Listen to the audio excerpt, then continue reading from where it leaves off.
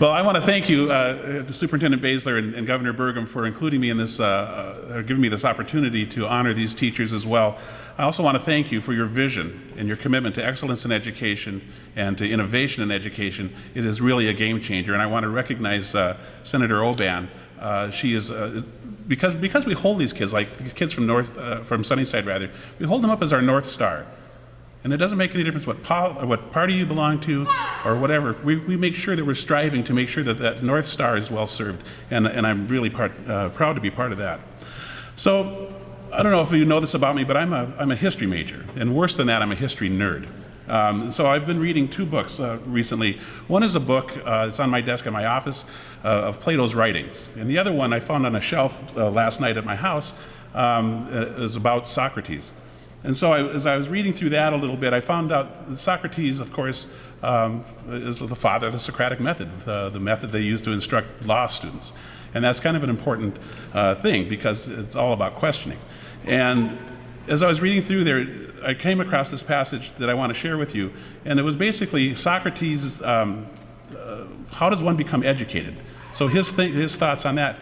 And there are three basic things that he was saying in there. The first one is that he said is that it's a topic that the governor knows well, and he references this as often, humility. The very first thing that you have to have going for you is that sense of humility. You have to be ready to accept that you don't know everything. And you may never know everything, but you keep striving to know as much as you possibly can. And that's something. The second thing that Socrates said is key to becoming an educated person is self-awareness. The knowledge of yourself, he said, is vital. And you have to be honest about that knowledge of yourself. Otherwise, you can't be honest learning about the world around you. And so that is key. And finally, he said that one must accept the truth that comes through questioning. Again, we go back to that business about being humble. You can't lack such humility that you won't question what you believe. You have to question that because you might not be right. And there are other ways of doing things. And so with those three things, he started talking about that's when education happens. And education can't happen, in his view, with that. Now I know, because I get to travel the state and visit many schools, that every teacher has their own philosophy of education. And it might be based on Socrates, it might be based on something else. But they each have their own philosophy of teaching. And here's what they have in common. The best teachers challenge their students to be lifelong learners. Not just about their interests or their subject area, but about their communities and themselves. That's what builds a civic society. They teach them to never give up, and they teach them to never give in.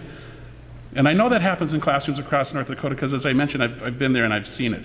But it especially happens in the classrooms of these individuals that we're here to honor today.